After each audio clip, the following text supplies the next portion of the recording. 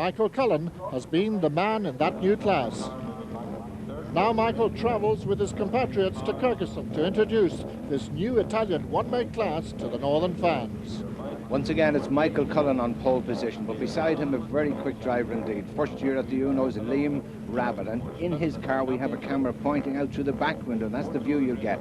You can see in the background on the second row the light green car, Stephen Fisk, and beside him Michael Leonard with a camera pointing forward. So we've got a camera looking at each other, so somebody may get into a camera sandwich.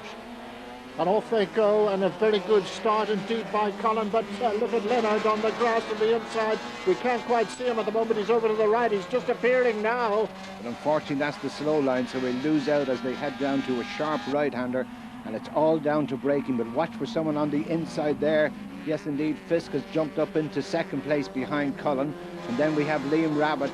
Just look at these streaming through their first visit here to Kirkistown, and they will sing on the back straight. Now we're looking forward from Michael Leonard's car. That's David Hammond just in front of us. They're lying in about sixth place at the moment as they come out of the double apex Fisherman's Bend and down hard onto the braking, down into the chicane. And you can see Cullen Fisk just pulling out a little bit here from Liam Rabbit in third place. In fourth place we have David Hammond and then Michael Leonard. And Hammond at the moment is in a camera sandwich. We're looking through the windscreen of Michael Leonard's car as they get out onto that back straight, and you can see that Liam Rabbit with the back-facing camera is pulling away from these two. So down they come into the hairpin, down from about 95 miles an hour to about 35 miles an hour. Really heavy on the brakes. They're in third place, Liam Rabbit in fourth place, David Hammond, and we're just looking very closely at him indeed from Michael Leonard's car. Up through the gearbox again they should go, over the start-finish line to complete the lap, and it's Michael Cullen, as we have seen him so often, out there in front. Fisk in second, and this is the battle for fourth place. This we're going to get a little pressure there from Liam Rabbit, but Leonard gaining under braking at the end of the long straight as they come into the first of this double apex, and Fisk again just using that inside line late on the brakes, wouldn't gain a lot. Leonard here sweeping through these S's, and there's a chicane after a long right-hander, and again braking is all important. That's the view from Liam Rabbit's car. He's in third place and leaving that dice between Hammond and Leonard in the background. Ahead is the chicane, and these first three have really pulled away a bit, so it's Michael Cullen in car number 11, then Fisk right behind him in the distinctive sort of turquoise colour car, and he right out on the curves there. They're really trying these first two. A Rabbit staying in touch with them, and then behind a little bit we have David Hammond going down the back straight now with Michael Leonard chasing. Yes, once again Leonard under braking, closing in on Hammond. You can see as they come up to the long hairpin, Leonard going to the left-hand side of the track, which is the quickest line. Should come straight out as he does on the boot of David Hammond. Hammond using that inside line to protect his line, but that is the slow one, and that's what happens when you have to protect that position. Now Fisk is under threat from Rabbit there. It's just the second and third cars going through picture, and you can see how fast this debtor's dip corner is absolutely flat out. Down they come onto the braking just about now. Hear them locking up, and here comes the battle for fourth, and there it is, David Hammond. Behind him, directly behind my new man, Eugene Heary, who's moved up a place. So our camera car has obviously missed a gear or something. Mr. Gear there at Debtors, the quickest part, and Heary just nipped through, but Michael will be watching this battle up front. I do believe they're actually beginning to catch the first three because they're beginning to fall over each other, but Heary nipped through there at Debtors. You can see now Fisk just slinging the car through the first part of the chicane, then Rabbit, and you can see that Hammond and Heary and Leonard are beginning to catch the first three.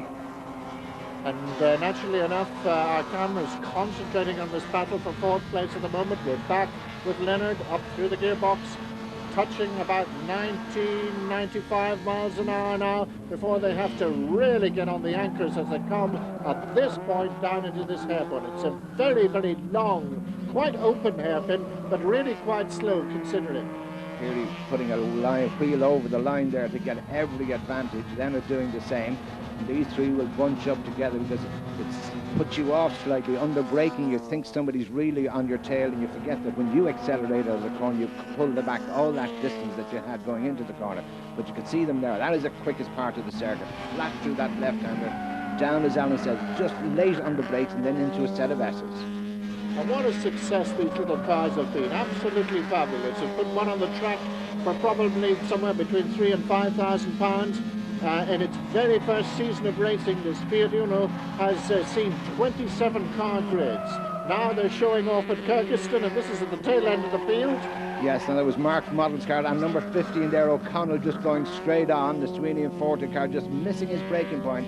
And that's just how important it is. You go in 5 feet too late on the brakes and you will lock up, and down the inside you will end up on the grass. But we're back with the dice for the lead. Little windscreen wiper running there, only on Cullen's car, but then he would be blocking any spots of rain. And down the inside, an absolutely superb manoeuvre, or was it a superb manoeuvre? Looked as if he had a problem there. Liam Rabbit just coming in. We see now as he comes in, he heads for the grass at the hairpin. We can see two black streaks as if he's just pulled the handbrake out of the floor. Did he have a problem with brakes? No brakes. You okay, Stephen? Brakes, man. Boys, I can tell you what is okay. Could you get up on the back, please? Just have a quick glance. So Stephen Fisk, understandably a very perturbed man after that high-speed accident, but it looked like Liam Rabbit had no choice but just to try and decelerate with the handbrake.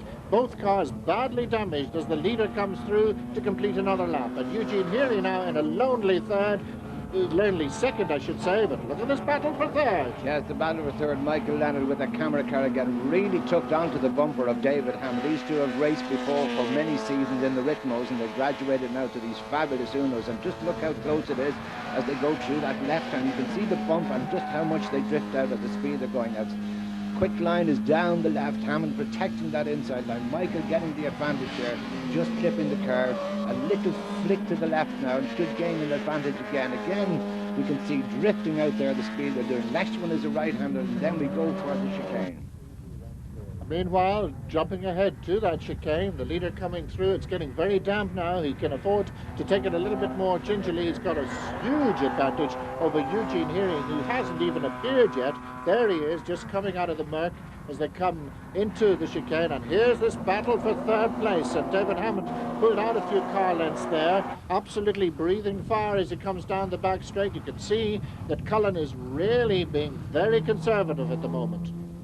Leonard using all the road there, and you can see what he's just done, just come up along the outside, but in the chicane, he over the curves on the inside and pulled back those 2 car lengths, and didn't really lose much there, although he went straight on. Only a couple of car lengths in as they head back to Devil, the quickest part of the circuit. But unfortunately, don't forget, we've lost our second and third place man, originally Fisk and Rabbit, and hence the gap all the way back to Eugene Healy. But concentrating on this third place dice. And Michael Leonard really putting an awful lot of pressure on the Listerine car.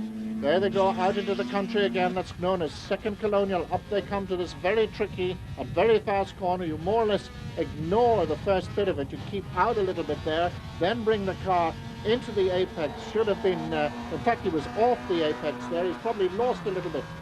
Little bit close on the apex, but very late on the brakes there. Now let's see, does he jump the curb again on the inside as he did the last lap, heading to the inside. And Hammond's got it out on the grass, and just as well he did go for those curbs, otherwise he'd have collected. Hammond spinning there, still rolling backwards, keeping the engine running. Just you can see the little puff of smoke there. Will he get going? And don't forget, he's in third place still. He's only lost one position, and Leonard now up into third place. So Hammond down as Leonard goes into the hairpin, rooting for gears. A lot of screaming and revving of the engine. It looks like maybe, it looks as if either the gearbox or the clutch has gone as he freewheels down the main straight after just getting by Hammond, and that is a shame. Very annoyed, and understandably so, Michael Leonard. Close to a halt, no drive whatsoever in the Fiat Uno, and that's the end of his race, when he was in third after all that hard work. But meanwhile, behind him, the man that he was having that tremendous battle with is also in trouble. Brake fade, he goes straight on, as we can see from the back of Liam Rabbit's stranded car. So that was David Hammond having another little excursion. Yes, if you get a spin like that, it takes you a while to settle down. David obviously came up to the corner all on his own, just overshot slightly. Was very, very lucky not to collect the barrier. But look at the lead that Cullen has now. Unfortunately, our second and third place men went out, but still Eugene Healy, who moved up from the fourth row of the grid, is now in second place. This is Cullen on his way to the hairpin, taking it very gingerly, wiper on full pelt, so you can see there's a little bit of rain out there, and you can see the gap to second. And up he comes to take yet another victory, and what a success this man is in saloon. Quite amazing in both Peugeots and Unos. There's the result, good result for Healy, a bit of a stranger up to the Northern Circuit.